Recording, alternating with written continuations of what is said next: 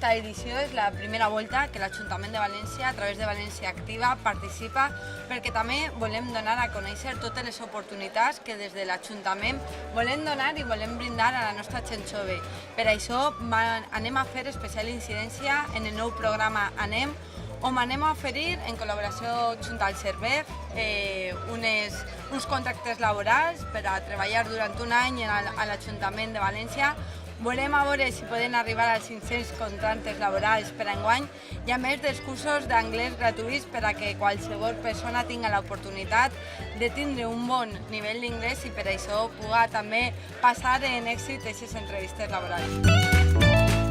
Me parece bastante interesante, porque yo como estudiante la verdad es que pienso que muchas veces estamos desorientados a la hora de buscar empleo, a la hora de enfrentarnos a la realidad, una vez estamos acabando la carrera.